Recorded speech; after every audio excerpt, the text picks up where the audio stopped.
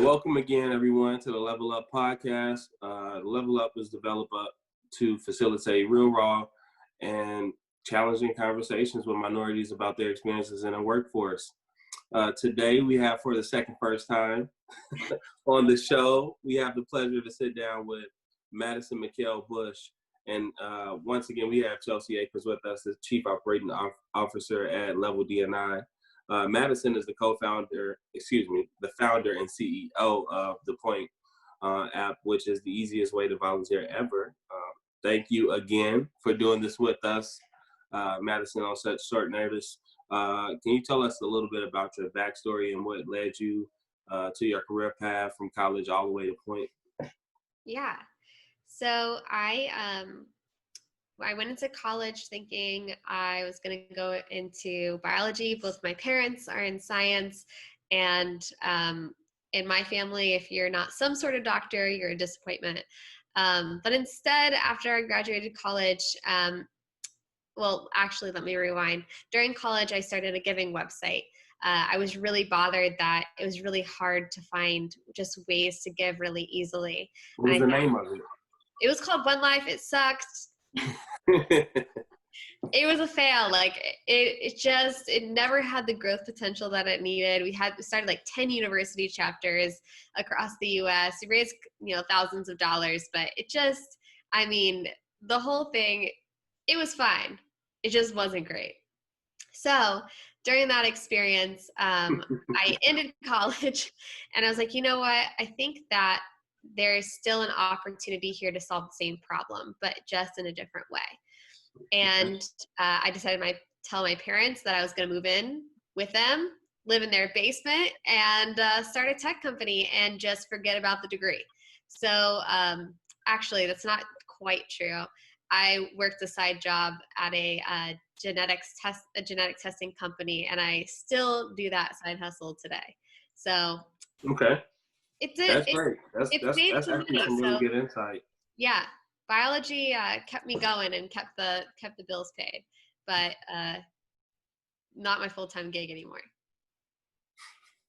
Okay, and I think that was some really good insight, because a lot of entrepreneurs now think that they may just have to jump headfirst into entrepreneurship without, maybe taking baby steps towards accomplishing their goals or whatever they are. Yeah, there's actually a book called, I think it's called The Ordinaries. Oh my gosh, I can't remember.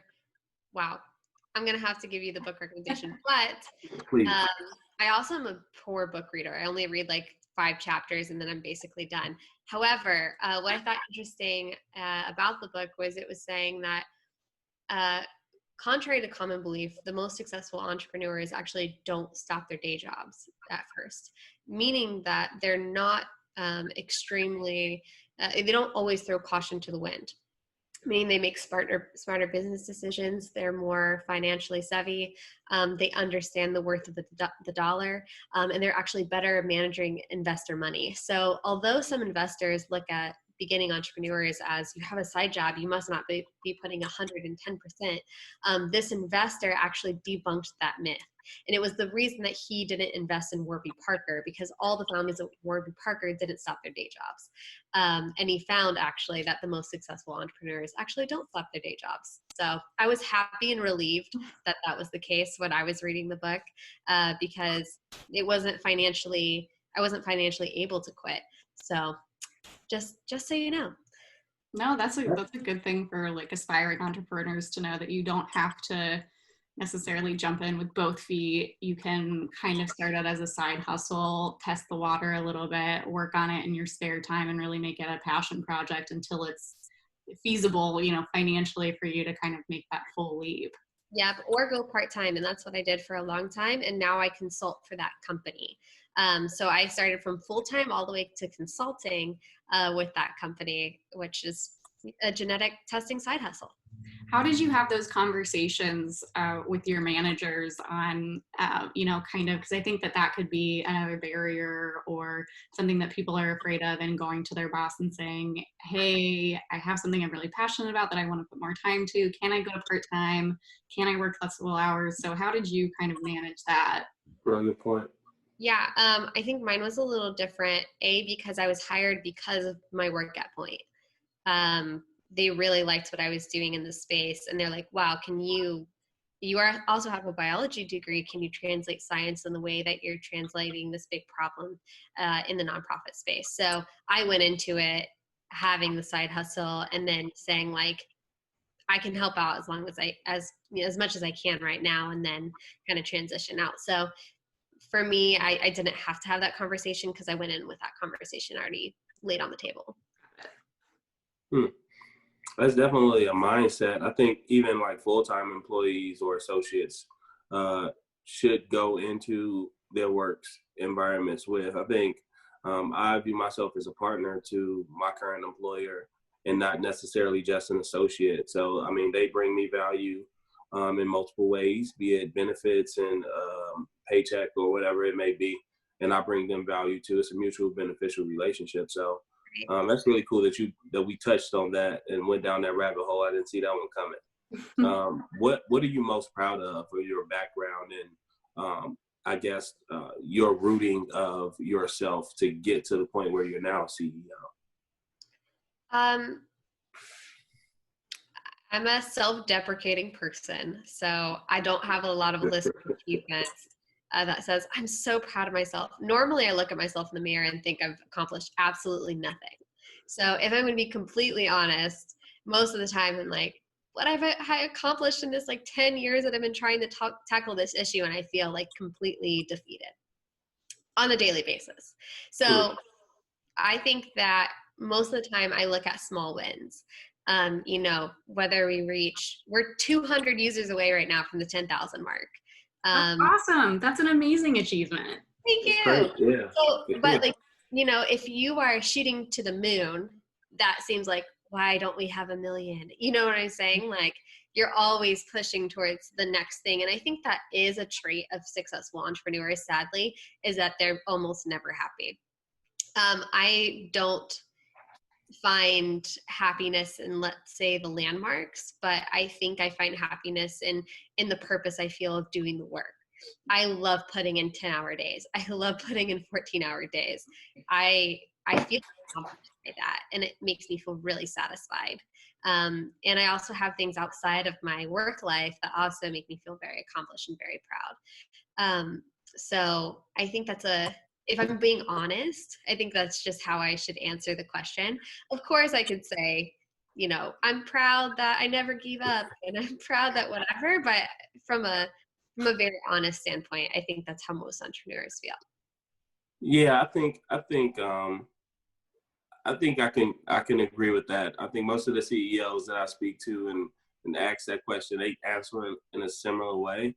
Or they may answer it by saying something generic like, I'm really proud of the team that I've garnered or something like that. Yeah. So, I mean, it's always another step. It's always another win, Yeah. I would have to say, in the team, when I think of team, I don't think it as my accomplishment, but I guess it is a bit of my accomplishment, right? They're joining something that you as an entrepreneur started, and I am freaking proud of my team. Like, they're fire. Yeah, that's super exciting to think that, you have a team of people who believe in your vision and are marching towards accomplishing that to the note of, 10,000 users.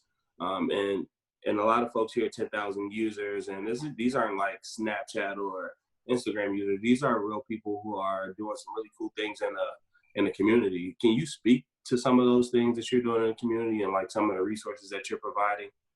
Yeah. So let's talk about COVID related issues, because the world has changed. So yes, pre-COVID, we were mainly seeing most of our users gravitating towards like environmental issues and things like that. But in the last couple months, we've seen the need for food-based volunteers quadruple.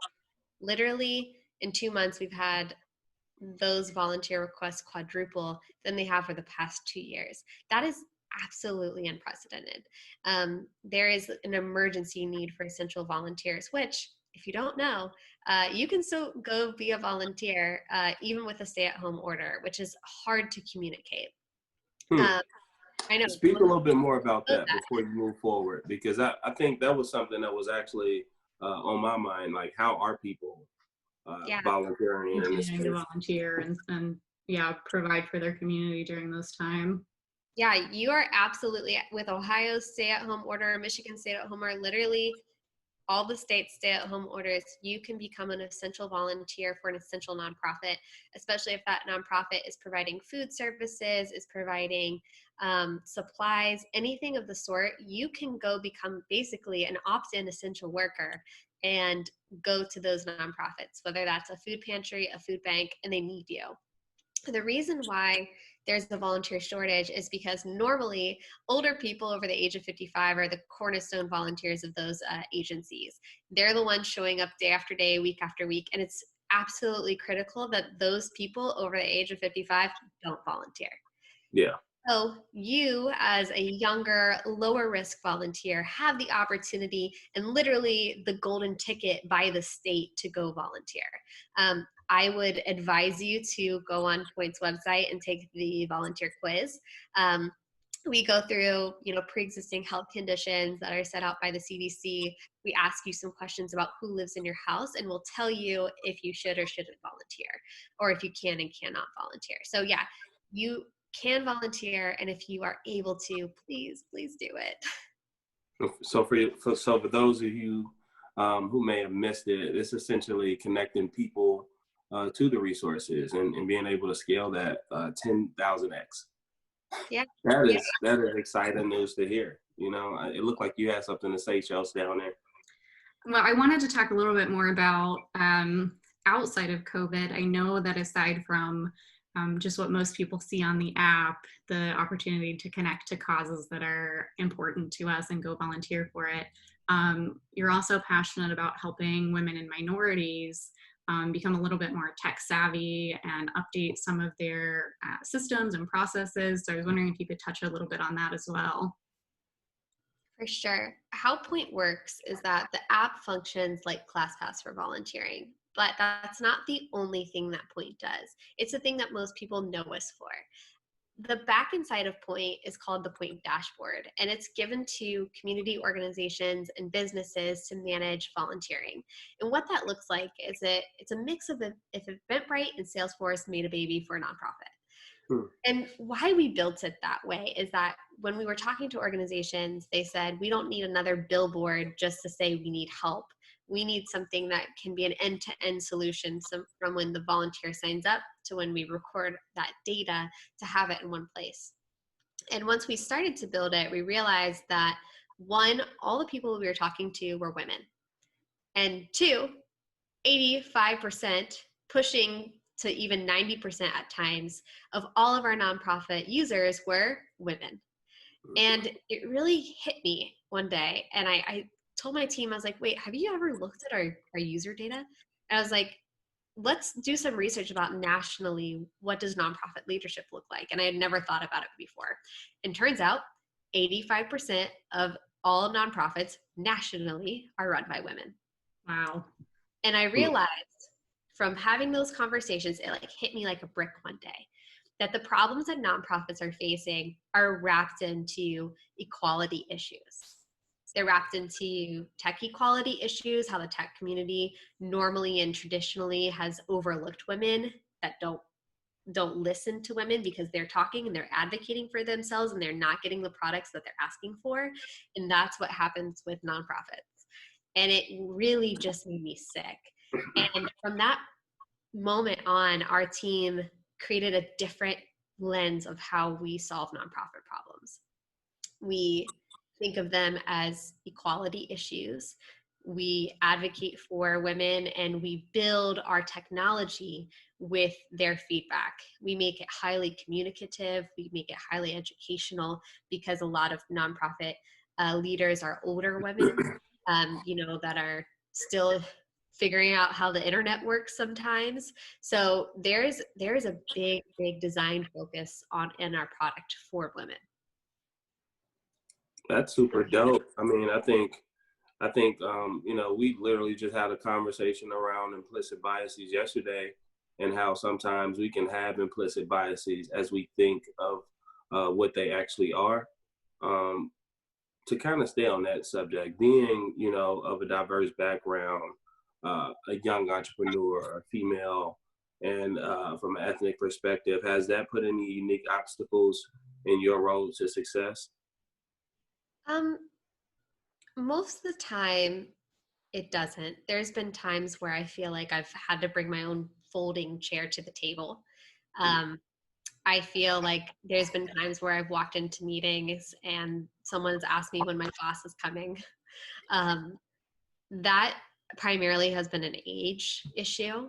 In other cities, I feel like my ethnicity, I'm Middle Eastern American. I'm a 50-50 mix. I have felt a little bit more uneasy in other areas where I stick out, and someone's like, what are those eyebrows? Like, where are you from? Like, that's a little bit more jarring. However, the biggest issues that we've had in the past are just not being asked to the table when we should be at the table. And that was really made apparent with COVID. When you're gathering experts to the table, sometimes people don't view us as experts in this space because we're young. And that's really crushing, right? We've had the same, I've been working in this industry now for almost 10 years. At the age of 18 to, I'm turning 28 this year. I've been working in this space for 10 years as an executive director of a nonprofit and now of the tech company for the past couple of years. So that's tough. But you just bring up your folding table and just make yourself comfortable and ask to be invited. I remember when NPR was doing a special on volunteering, I called NPR and said, we also have some things to say. Like, would you consider us being on your show? And they were like, absolutely. So sometimes it's just, you got to get yourself into the conversations and being bold about it. Yeah, you definitely have to be bullheaded. I think it's a gift and a curse by being youthful, in nature. And sometimes they can overlook a lot of the things that we've done in our short, past. I mean, the world has definitely changed. I think technology has allowed us to be able to get a lot more things accomplished in a short amount of time and have them way more reach than, a lot of our predecessors did. So kudos to you for that. How did you get started with Point though? And like, what was the first step? I know we spoke a little bit about your past. I can't remember. I don't want to say the name because it was like almost a Voldemort type reaction when we spoke about it earlier. But like, what was those steps to actually getting a team together to understand, like, hey, this is an application that we can not only leverage to facilitate these events or volunteering events, but we can treat it as a platform, as a service for organizations. Like, when did those ideas start to accumulate? It's been a process. I mean, we definitely didn't hit the ground running. And I think that's what really hindered our launch in our first couple of years, is because people have this idea that you can get this product out in 6 months, and I didn't have the right team gathered. And then a lot of people wrote me off. I'd have investors or older people saying, are you still doing that cute project? Or,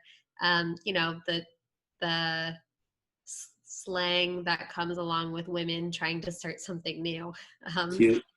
Cute. Yeah, that's my least favorite word, cute. I'm like, this is not cute. This is really difficult. Thank you.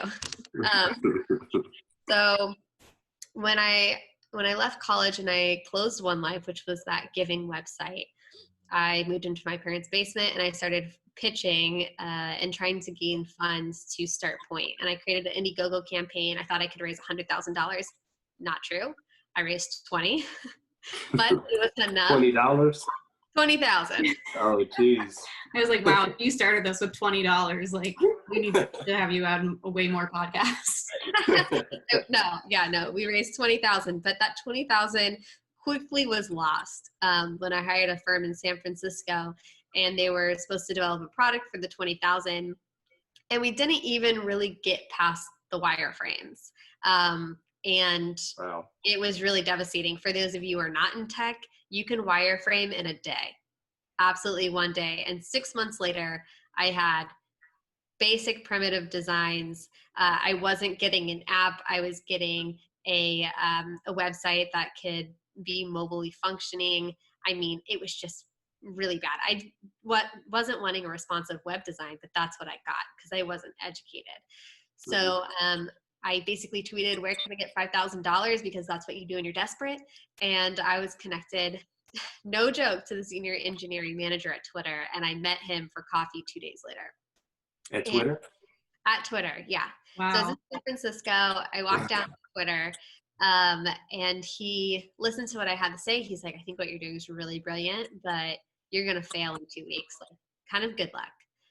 And the best advice he gave me was that you have to do plan A and plan B at the same time. Meaning, why the hell are you putting all your eggs in plan A? Like, you know this isn't working, and it's a good leader to have an absolute backup and to start doing the backup immediately when you feel like things aren't going well. And I didn't have the knowledge to know that at the time. So what I did was I was flying back to Ohio.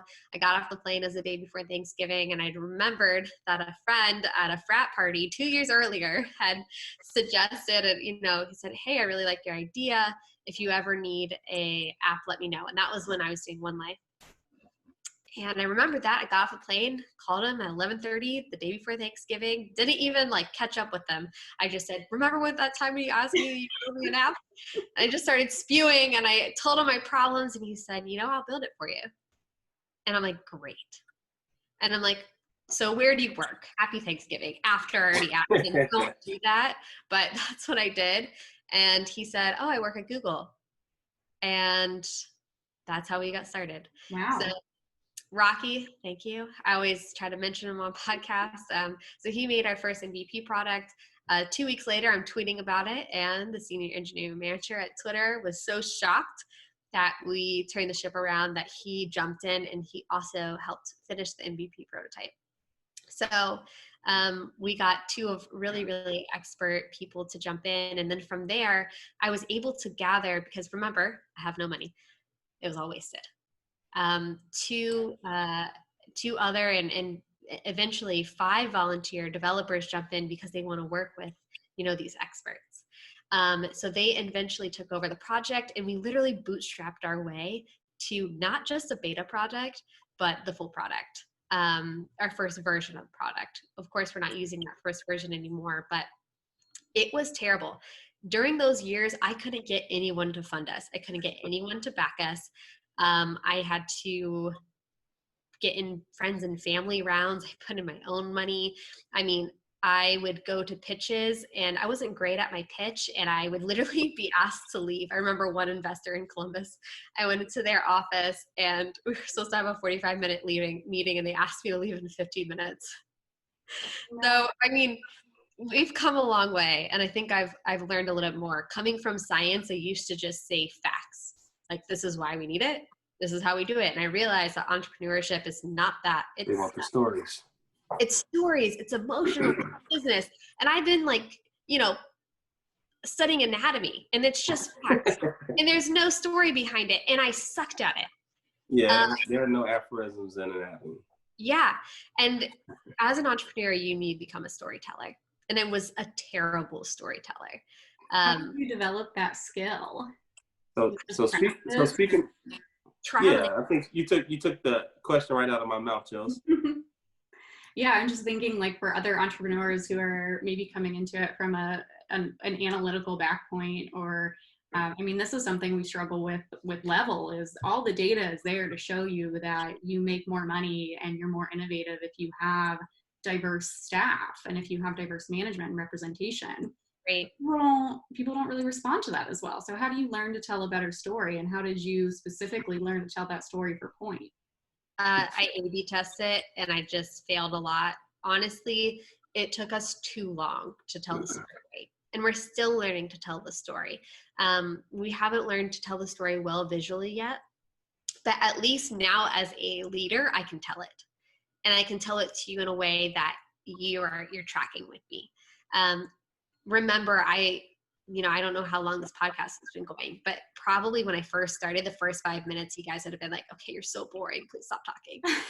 So I think it's been a really, really interesting pathway, and you just got to talk to people, and you got to learn how people think, and you got to learn how to tell a story in your story well. And it's not your friends. I always tell people, like, I think the hardest part for me in this journey has been understanding that my friends aren't my target audience. I think only literally a handful, maybe five of my friends have actually used my product. That's how it goes. I know. And you just have to think, like, this is not built for your friends. This is built for whoever your target audience is. And you have to go find that target audience and see if you resonate with them. So don't worry about the people that are closest to you. Find your target audience, see if they're resonating, see if you're telling your story well, and then move off of there. I wasn't talking to the right people, right? I was talking to people that says, yeah, it sounds good. Just please stop talking. And I thought I was doing a great job. I wasn't. So I think another thing that I probably would add is actually tell your story, and not the story that you think everyone wants to hear, or would position your business in the best way. I know you spoke a lot about the work that you're doing with women and minorities in your space. That's something that I definitely think that you could lead with a lot more. That's a lot more impactful. You're a woman.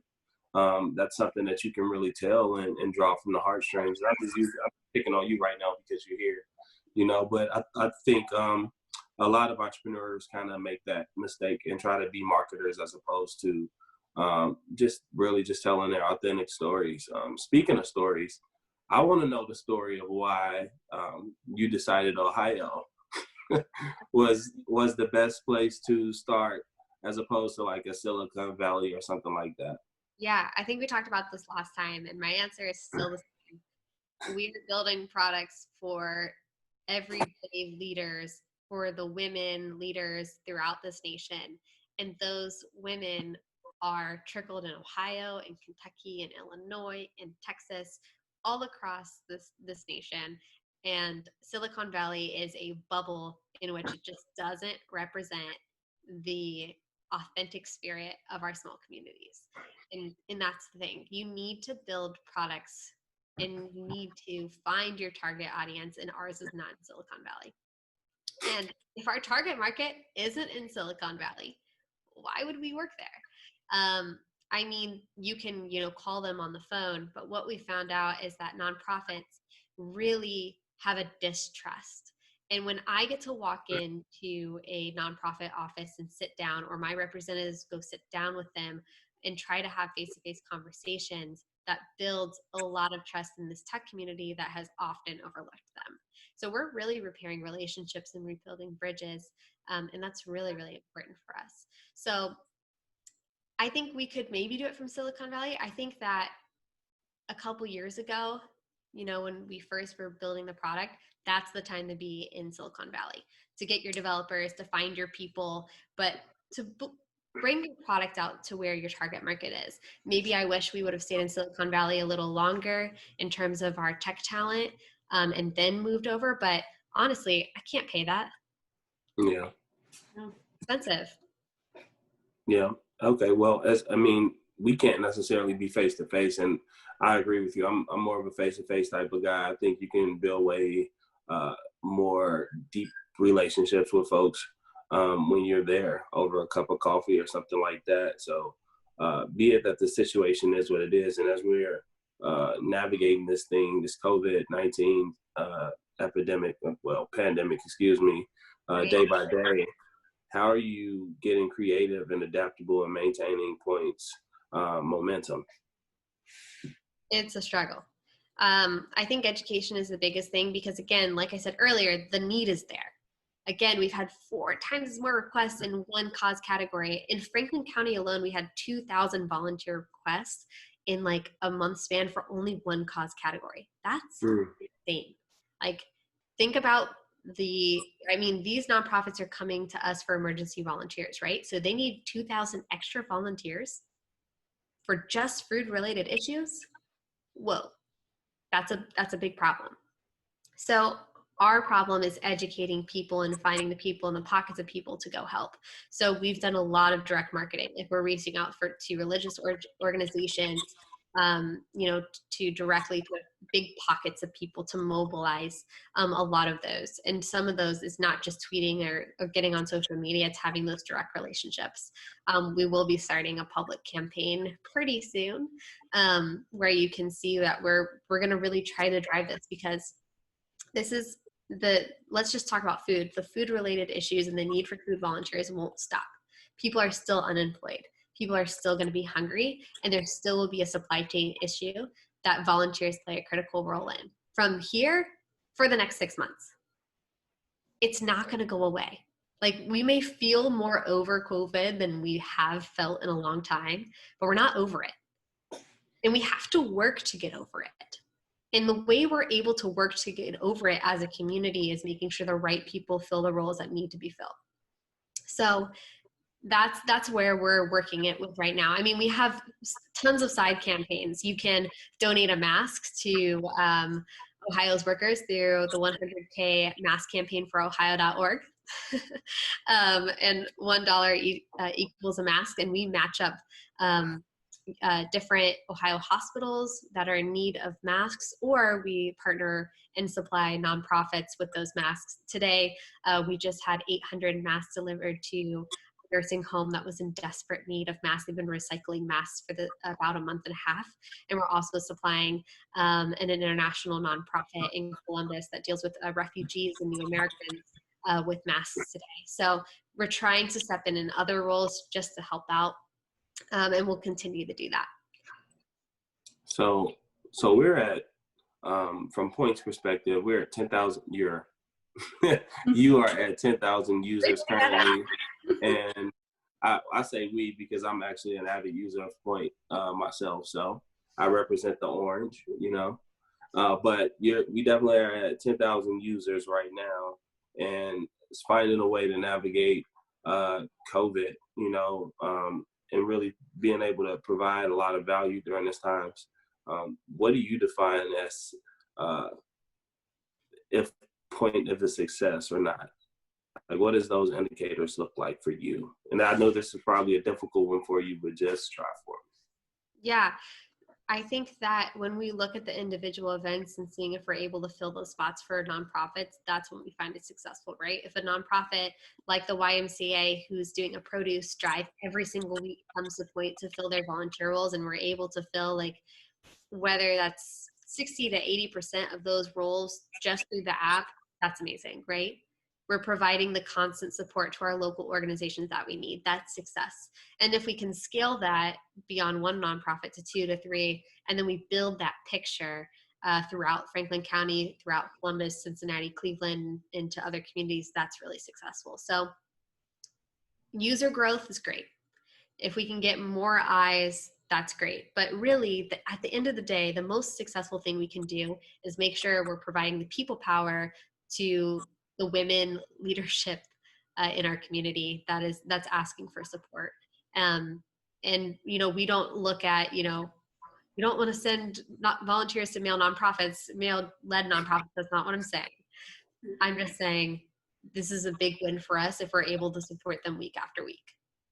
I can definitely understand what you're saying. And as I can remember, I think you said over 80% of leaders and nonprofits are women. So essentially you are supporting women leaders in the community. And these are the leaders that are really driving the lion's share of our communities from a support perspective, and being able to add them with some stability is massive. Yeah, I mean, they're heroes. If you think about it, we're clapping for essential workers, and these nonprofits are on the front lines of addressing essential needs in our community. And when you look at who's in leadership, you're going to see that their entire leadership teams are made up of women. What can we do to get more men in leadership in terms of not necessarily in leadership, but just a more active nonprofit space nonprofits? To try to balance that out. It's like if you look at certain corporate spaces, it's the opposite, right? It's like all men, very one of my favorite phrases is male, pale, and stale. And you're lacking a lot of women. And then you look in other areas like nonprofits and you have a lot of women and not a lot of men. So how do we kind of bridge that gap? Because I think as we're talking about like how to be more innovative and how to be more tech focused, a lot of that comes from diversity of thought. Yeah. It comes from different experiences. And so if we can kind of diversify who's running our nonprofits as well, give women more of the resources that they need to run it successfully, that might help us innovate a little more in that space as well. It comes down to pay. If I'm going to be really straightforward, nonprofits pay very poorly. We as women, traditionally might accept that level of pay, and men don't. You'll see the more successful that nonprofit is at fundraising, the bigger the budget, the more likely the female CEO will be replaced by a man. So high budget nonprofits are run by men, smaller budget nonprofits are run by women. And it's a very, very clear divide. Mm. So I think one of the things we can start with is advocating that women are kept in roles of leadership when budgets expand. And we don't have this bias that a woman can't lead a $10 million, $30 million, $100 million budget.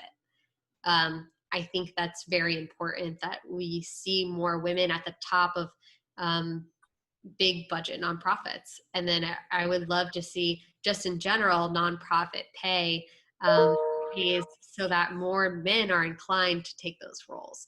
I don't think that we'll have a resolution until that happens. Okay.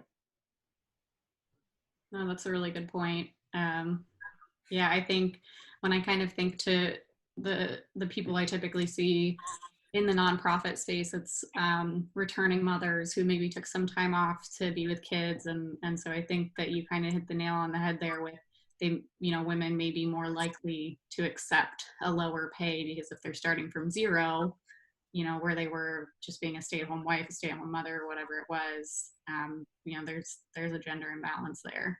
But if they use it as a launching pad, if their goal is to, move up into other spaces, then great. But I'm just saying, like across the board, that's been the case. Mm-hmm. That's really interesting to have a conversation. I'm gonna let you guys, well, you ladies, handle that one. But what is some advice that you would give like aspiring entrepreneurs in general, male and female, and specifically some emerging female leaders as they are to trying to build themselves and their teams and thrive during COVID and post-COVID? Yeah. When I think of what I'm disappointed in myself the most is that I have lost pace sometimes, that I've not been running full steam in terms of, I haven't been creative enough to point into a narrative, or I wasn't assertive enough when I knew I was taken advantage of, or, the excuses and the things pile up. But what I try to tell myself now is that pace is everything. If you're able to move fast and break things, basically, as Facebook likes to say, it's okay not to do it perfect. Just get it done. And a lot of the times we hold on to things that are not perfect, and we lack relevance. We lose momentum, and that's what really kills you. That's why so many people wrote me off in the past. Is I was busy perfecting a product. And in that time period, what I should have shown is an unfinished product, but shown movement. So show your movement, be an advocate for yourself. And then when you're not invited to the table, just ask to be there. And I think that is some of the best advice that I wish I could have given myself a couple years ago. What's the biggest takeaway you had from your first kind of try at this this volunteer space. So, you know, this product that you said was okay, it was not great. What was the biggest lesson you learned from there that you were then able to apply to the beginning of Point? I mean, user behavior changed, so that was a loss. I realized that marketing was critical and I needed to market it different. We had, this very heartwarming, let's just do good together feel. And that's just, we need to become more advocates. And so that's, the branding really was critical there. And also I learned a lot about product development, right? Through this whole process, it's been, how do I figure out how to lead a tech company? I mean, when I started this, I didn't know I was a social entrepreneur. And I think I told you guys this last time, was someone told me I was a social entrepreneur and I had to run to the bathroom and look it up because I didn't know what it was. And I didn't know how to start an app. Google is something else. Yeah, I didn't know how to start an app. I'm pretty sure I was like, how to start an app on Google. Like, I've done that so many times. How to launch a campaign. I mean, I was just always figuring it out. So I think that the difference between the first time and the last time has been the pace, has been my mentality, has been the difference in branding, has been a shift just in a lot of different directions. But starting over is really hard. When you fail at something, you are going to have an emotional response to that. My team, when I've said this on other podcasts, my team has come back and said, I can't believe you actually are upset about this. You seemed fine. When we were asked to be on a cover of a magazine a couple months ago. And the first time that I was doing One Life, we were on like USA Today and we kind of blew up and put my face everywhere. And then I felt really shamed after it died. I felt really shamed that I was out in the community. I felt shame that I didn't succeed. And I just wanted to hide my face. And then trying to do that the second time, be an advocate for your own project, I really hid away from that too long and I should have done it earlier. So that when we were put on that magazine cover, I saw it on the news and I called my best friend and I cried for an hour. And I just felt so terrible, so miserable. It was such a gut-wrenching thing that I had to put my face out there again. And it was so freaking tough. Man, and those scars are necessary though. Yeah, and you just got to get over it. I mean, you just got to get over the things that make you uncomfortable and the things you hate, because you got to do it all. You're going to do, I think my job is like 75% of stuff I hate to do. But you just do it because as an entrepreneur, that's what you got to do. So, so you mean to tell me CEOs don't just like get on jets and drive Ferraris?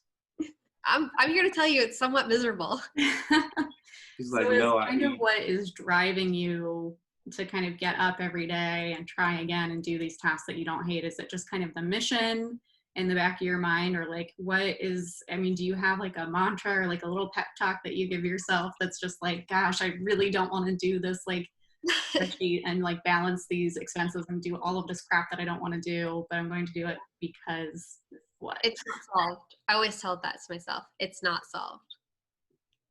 Whether that's the inequity that women are facing in leadership and nonprofits, that's not solved.